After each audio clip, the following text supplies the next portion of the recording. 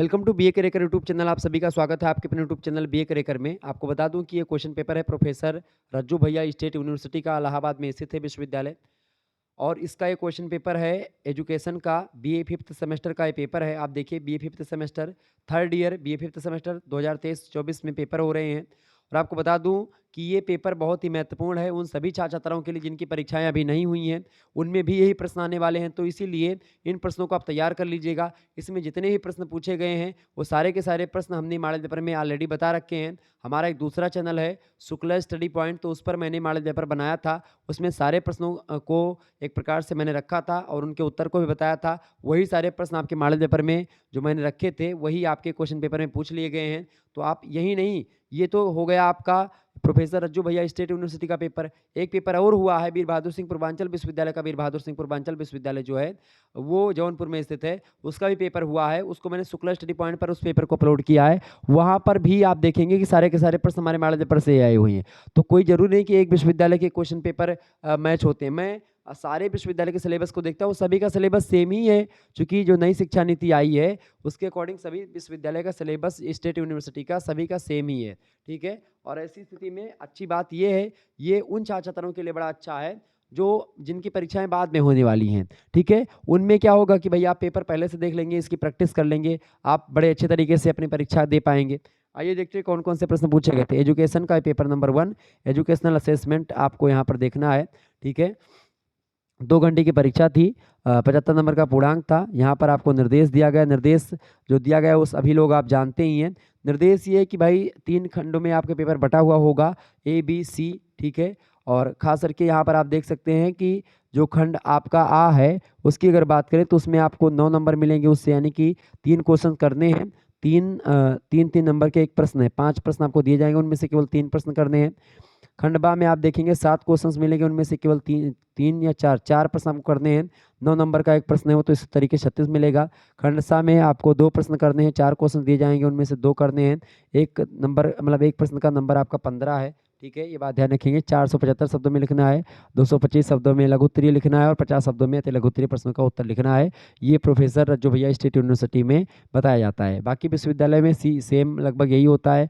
450 शब्द किसी में 500 शब्द दीर्घ उत्तरीय के लिए, किसी में लघु उत्तरीय में 200 शब्द, किसी में 150 शब्द, ठीक है। ऐसे आपको लिखना होता है। मतलब लगभग अगर अति लघु उत्तरीय को आप एक पेज में 2 लिखते हैं तो भी ठीक बात है।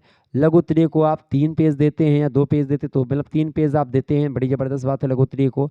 और दीर्घ उत्तरीय को अगर आप 4 पेज देते हैं तो बड़ी ज़बरदस्त है, 4 से 5 पेज में आप लिख सकते हो उसको, ठीक है। अगर 4 पेज में भी लिखते तो कोई गलत बात नहीं है, अच्छा नंबर आपको मिलता है। सेक्शन ए की अगर बात करें यानी खंड आ की, तो very short answer type question यहाँ से पूछे आते हैं, अति लघु उत्तरीय प्रश्न यहाँ पर है। सेक्शन में ये निर्देश दिया गया है। यहाँ पर निर्देश पढ़ने में समय मैं नष्ट आपका नहीं करूँगा। निर्देश सेम यही है मुख्य रूप से कि आपको यहाँ पर 5 प्रश्न आपको मिलेंगे, यानी कि एक प्रश्न आपको यहाँ पर दिया जाएगा। जैसे कि पहला प्रश्न है तो पहले में आपको 5 ठू उप प्रश्न दिए जाएंगे, उनमें से केवल 3 आपको करने, यही चीज़ यहाँ पर लिखा है, 50 शब्दों में लिखना है, ठीक है। पहला प्रश्न आपका डिफाइन असेसमेंट यानी आकलन को परिभाषित कीजिए।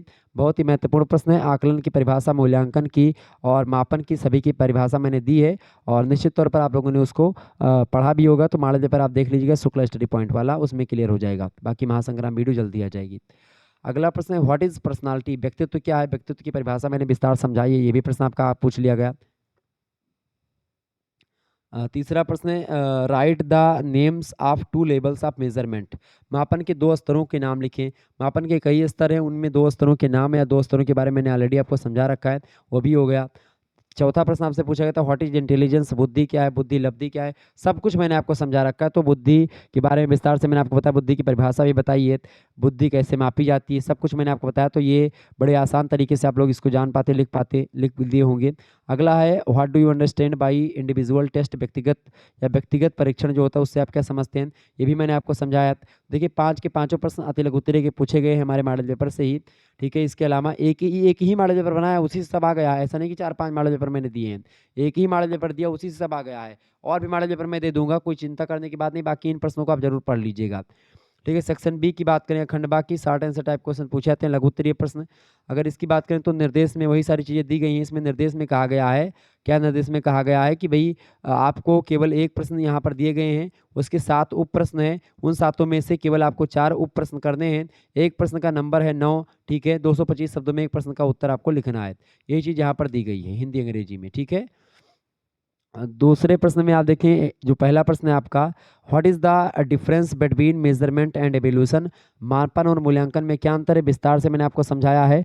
बच्चे को पता होगा, जिसने अगर एक भी बार वीडियो मेरी देखी होगी उसमें आपने विस्तार से देखा होगा कि भाई मापन क्या है, मूल्यांकन क्या है, दोनों का अलग अलग मैंने अंतर भी बताया है और अलग अलग तरीके से उसके बारे में भी समझाया आपको, ठीक है। तो ये प्रश्न आपका बड़े आसानी से हो जाता। दूसरा प्रश्न है, what is the difference between physical and mental measurement, मानसिक और भौतिक मापन में क्या अंतर है। ये प्रश्न बड़ा ज़बरदस्त है, आपकी परीक्षा में आ सकता है, तो इस प्रश्न को आप पढ़ लीजिएगा। बाकी मैं अगला मॉडल पेपर रखूंगा तो इस प्रश्न को भी रख दूंगा। अगला प्रश्न है, व्हाट इज नॉर्म्स क्लियरिफाई, मानक क्या है स्पष्ट करें, बड़ा ज़बरदस्त प्रश्न है ये। तो ये प्रश्न आपकी परीक्षा में आ सकता है, ध्यान रखेंगे। अगला प्रश्न है, what do you understand by achievement test, उपलब्धि परीक्षण से आप क्या समझते हैं। इसको मैंने विस्तार से समझाया है, तो ये भी मॉडल पेपर में रखा था प्रश्न, ये भी आपका आ गया। अगला प्रश्न है आपका, what are verbal and non verbal intelligence test, शाब्दिक और मौखिक बुद्धि परीक्षण क्या होते हैं, इसके बारे में मैंने विस्तार से आपको समझाया था, ये भी प्रश्न आपका पूछ लिया गया। अगला प्रश्न है आपका, what is the projective technique of personality measurement, व्यक्तित्व मापन की प्रक्षेपण प्रविधि क्या है, इसको बताइए, इसके बारे में भी मैंने आपको बताया था। ये सब प्रश्न लगभग पूछे गए हमारे द्वारा बताए गए मॉडल पेपर से। तो अभी वीडियो को लाइक करें, चैनल को सब्सक्राइब करें, इसको भी, और शुक्ला स्टडी पॉइंट चैनल पर आप तमाम प्रकार की जानकारी पाते रहेंगे और इस पर विभिन्न विश्वविद्यालय क्वेश्चन पेपर आपको मिलते रहेंगे। तो इस चैनल को भी सब्सक्राइब करें और शेयर करें। अगला प्रश्न है, mention any 2 characteristics of aptitude, अभी क्षमता की किन्हीं 2 विशेषताओं का उल्लेख करें। बहुत ही महत्वपूर्ण प्रश्न है, इसको भी मैंने आपको बताया हुआ है। अगला प्रश्न आपसे पूछा गया, तो ये सब प्रश्न आपके पूछे गए हैं मॉडल पेपर में जो मैंने आपको बताए थे। सेक्शन सी की अगर बात करें, खंड 7 की लॉन्ग आंसर टाइप क्वेश्चन आपसे पूछे जाते हैं, दीर्घ उत्तरीय प्रश्न। यहाँ पर आप देख पा रहे होंगे, निर्देश वही दिया गया कि भाई एक प्रश्न के 4 उप प्रश्न हैं, उनमें से केवल 2 उप प्रश्न आपको करने हैं। 15 नंबर का एक उप प्रश्न है, 475 शब्दों में आपको लिखना है, केवल 2 प्रश्न यहाँ से आपको करने हैं, 2 प्रश्न को आपको छोड़ देना है यहाँ पर, ठीक है। देखें, what do you understand by evolution, explain the difference between formative and summative evolution, यानी मूल्यांकन से आप क्या समझते हैं, पूरा विस्तार से मैंने आपको बताया। संरचनात्मक तथा योगात्मक मूल्यांकन में क्या अंतर है बताएं, बड़ा जबरदस्त प्रश्न आपकी परीक्षा में आ सकता है, तो इस प्रश्न को आप एकदम से तैयार कर लीजिएगा।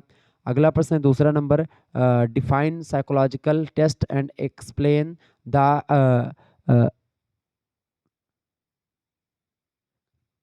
यहाँ पर कुछ missing criteria, the criteria of good test, यानी मनोवैज्ञानिक परीक्षण, बिल्कुल मैंने इसको समझाया है। मनोवैज्ञानिक परीक्षण को परिभाषित करते हुए एक उत्तम परीक्षण की कसौटियों का व्याख्यापन कीजिए, बड़ा जबरदस्त प्रश्न परीक्षा में आ सकता है आपकी।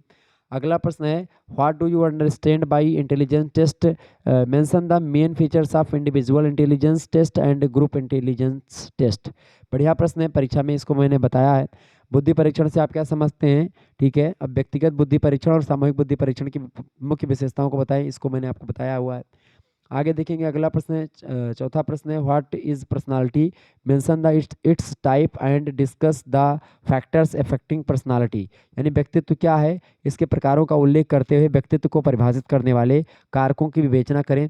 बहुत ही जबरदस्त प्रश्न है। तो इस प्रकार से आप लोगों ने बहुत सारे प्रश्नों को देखा है, तो ये सब प्रश्न आपकी परीक्षा की दृष्टि से बहुत महत्वपूर्ण है। तो अभी अगर आपकी परीक्षा नहीं हुई है तो आप इन प्रश्नों को तैयार कर लीजिएगा, यही आपकी परीक्षा में भी आने वाले हैं। और इस प्रश्नों को तैयार करने के लिए आप शुक्ला स्टडी पॉइंट पर जो मॉडल पेपर पड़ा हुआ है उसको आप जरूर देख लीजिएगा, क्योंकि शुक्ला स्टडी पॉइंट पर जो मॉडल पेपर मैं बनाता हूँ उसमें बड़ी मेहनत लगती है, और उसके बाद में रात दिन में मेहनत करता हूँ, आपके सिलेबस को पढ़ता हूँ और ये देखता हूँ कौन से प्रश्न आपके बन सकते हैं, और उस प्रश्न को मैं लिखता हूँ अपने हाथों से, उसके बाद में फिर उस पर चर्चा करता हूँ। तो आप मतलब विश्वास मानिए कि वही प्रश्न आपकी परीक्षा में आने वाले हैं जो मॉडल पेपर में बनाता हूँ। तो आप तो अभी मॉडल पेपर जा करके देखिए, हर एक सब्जेक्ट का देखिए, जिनकी परीक्षाएं अभी नहीं हुई हैं उनको जा करके देख लीजिए। ओके, धन्यवाद, मिलते हैं फिर इसी प्रकार से नेक्स्ट वीडियो में, तब तक के लिए जय हिंद जय भारत। आप सभी का बहुत बहुत धन्यवाद, हमारे से जुड़ने के लिए इसी प्रकार से अपने प्यार हमेशा बनाए रखेंगे।